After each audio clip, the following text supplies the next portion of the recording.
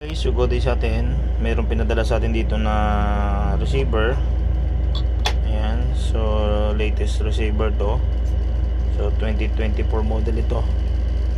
Then may pinadala sa ating remote, and then yung solenoid ng kanyang knob. So ngayon, testingin natin kung ano bang problema nito. Unahin natin i-test itong solenoid, tapos i-test natin yung receiver to remote gamit yung ating Autoshop simulator. Okay, and mamaya gagamitin natin yung ating Smart FI para matest din natin itong program ito. Okay, so ngayon unahin natin i-test yung solenoid gamit yung ating adapter na yan. So pwede din gamitin pang test yan. Okay, so pakita ko sa inyo guys. Okay guys, so gamit yung ating simulator, so isasalpa ko lang dito sa socket. Ayan, so meron kasing line ito ng positive and negative, yung red and black. So nilagyan ko lang ng karayom sa dulo, and then kapag nilagyan ko to ng polarity, ayan yung socket na yan, so makikita nyo na gagalaw yung solenoid or pipitik siya. So iwasan nyo lang na mapagdikit itong dalawang positive negative. May fuse naman yung ating simulator, pero iwasan natin para hindi sayang yung fuse natin. So testingin natin, tingnan nyo, pakinggan nyo. Ayan o, narinig nyo. Ayan, ibig sabihin working itong solenoid ng ng knob natin. So ngayon doon na tayo pupunta sa pag-check ng receiver at remote. So gamit naman yung ating adapter, may kasama rin yung ating simulator na yan, adapter na to, para ma-check natin yung receiver and then yung remote kung naka-pair. Okay guys, so check naman natin yung receiver. So ito yung remote, and then i-on natin yung remote. So dapat ito ay mabilis yung flash nya. Ayun, yung mabilis, ibig sabihin naka-on yon. So pag pinindot natin yung remote, ayun, so walang response doon sa receiver. And then pag pinindot natin yung knob, ayun knob na yan, dapat iilaw yan. Wala, yung remote wala din siyang response. Okay, so possible may problema dito sa ating receiver, pero meron pa tayong isang paraan para ma-check natin kung good yung receiver. Try nating i-long press yung knob kung magbi-blink yung K-sign.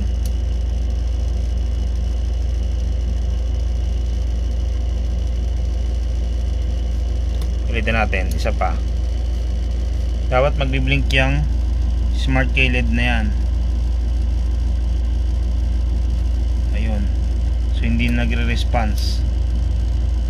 Okay, so mati kapag hindi siya nagre-response, may problema dito sa receiver. So pwedeng i-repair natin to or replace, pero subukan natin siyang i-repair kung ano yung mga gawa natin dito guys. Bubuksan natin to, pero ito guys, nabuksan na rin to kasi ang dami ng mga putol-putol na yung mga paaw. Ibig sabihin tinry na tong buksan. Okay, pero subukan natin munang baka makuha sa reprogram or check up natin yung hardware. Okay, okay guys, so gamit yung ating Smart FI. So try muna nating basahin yung memory kung mababasa pa natin, or kapag hindi na mabasa, try nating i-reprogram kung masosurvive pa natin itong receiver na to.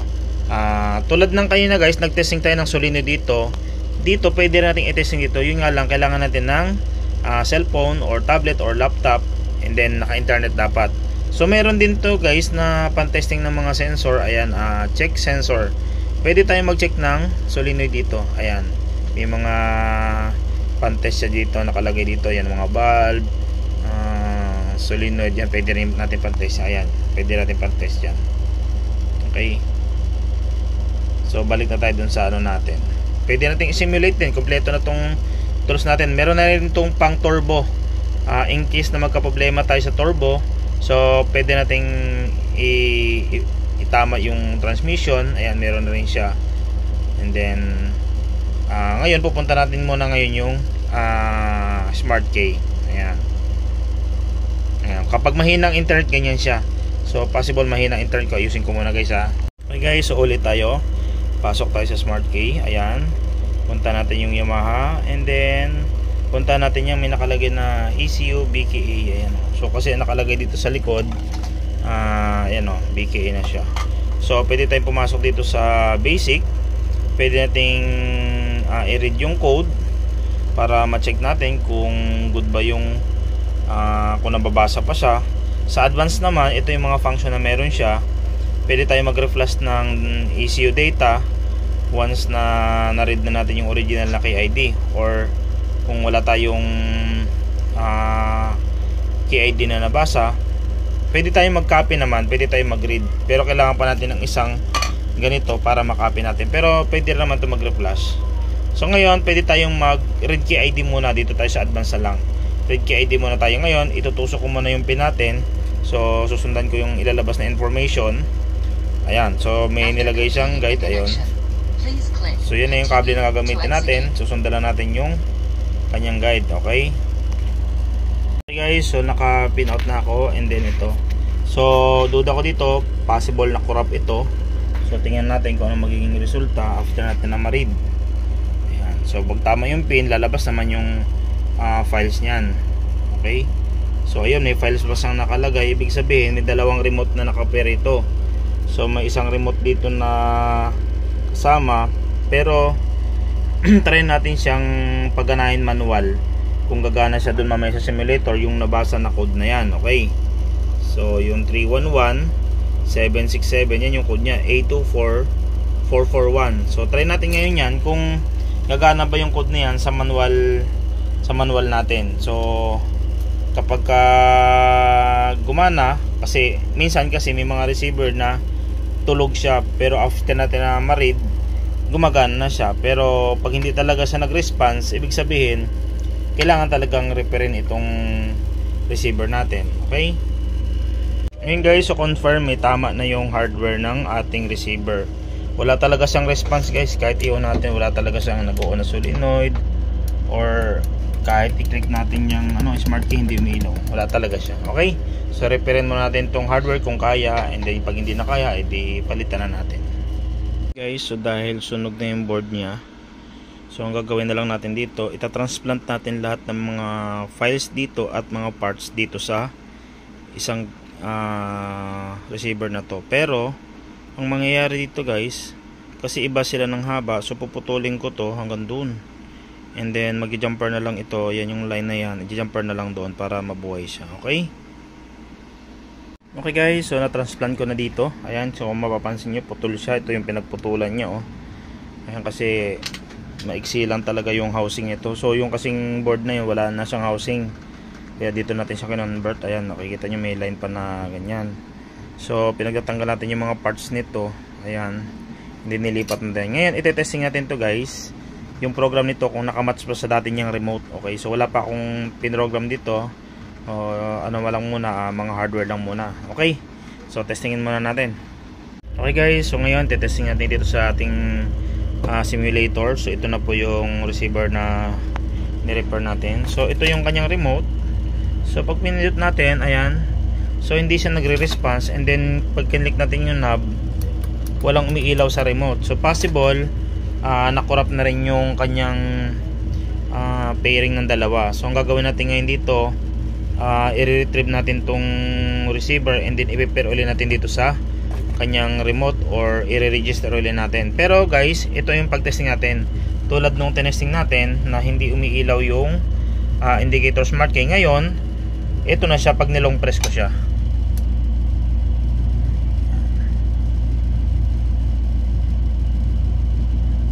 Okay, ulitin natin ha. Long press.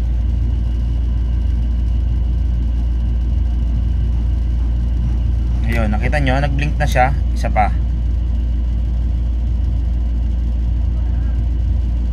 Ayun, nagbi-blink na yung case. Ibig sabihin, may chance na to na buhay na ito. Okay? So ngayon, ang gagawin natin dito, kukunin natin yung code, and then i-prepare natin dito sa kanyang remote. Okay? So gamit ito ang ating smart FI naman. Okay guys, so naka-pin out na ako. So nakaraan, ni-read natin to. So nung na-read natin yun, mayroon siyang code na 31176 yata, yun yung ganun. Ngayon, tignan natin kung yung pa rin yung code na ibibigay niya, kasi nilipat ko yung kanyang memory dito eh. Okay, so read natin. Okay, so ngayon hindi ako makakonect, so possible lost contact. Ulitin ko lang, red tayo read. After completing the... Okay, so ayaw mag-connect. So So try natin dito na side. Ayan. So advance and then read key ID. Okay. So same pa rin. After complete. Kasi na kayo malikot ang camera 100. So ngayon nagkakaroon siya ng panel connect siya. So ibig sabihin ito tama ko lang muna yung pin natin. Okay. Ayan guys, so inulit ko yung process kasi lumuwag yung mga hinang ng parts na yan, yung EPROM na yan. So ngayon continue ulit tayo, testing ulit natin kung mariread na. Okay. So waiting lang tayo. Ayun guys. So na-read niya uli yung same na na-read natin nung nakaraan. Same din yung code guys. Okay, ngayon kasi kanina nag-lose yung ayan yung mga hinang na yan guys oh. Hindi ko sa nalapat ng uso yung mga paa na yan. Ngayon, tetestingin ulit natin doon, baka mamaya mag-pair na siya sa remote. Pero ito na yung code niya. Ayan, i-record natin para mamaya yan din yung re-register natin, okay? So testing muna natin doon sa ating simulator. Okay guys, so tinesting ko muna bago natin i-reprogram. Baka kasi kaya hindi siya umilaw kanina or hindi nag-response kasi maluwag talaga yung mga paa ng parts na yan. Ngayon testingin natin guys, testingin natin yung knob, tingnan natin kung iilaw yung remote. Ayun o, umilaw na siya. So ibig sabihin working na siya guys, na hindi na kailangang i-reprogram, naka-pair pa rin siya. Ayun siya o. Ayun o, umiilaw yung solenoid tsaka smart key din o natin. Ayun, so working na siya guys. Ayan, so nagbi-blink talaga yan kasi wala siyang nadidetect na ECU. So once na nandito na yung ECU niya or ikabit na natin ito sa motor, gagana na ulit itong receiver na to. Working na to guys. Ayun o, off natin. Ayun o. Ayan, narinig nyo. Ayun, so working na guys. So gumana yung transplant natin dito sa itong receiver na to. So kasi ang klase ng receiver niya ay BKA. Ayan. Okay.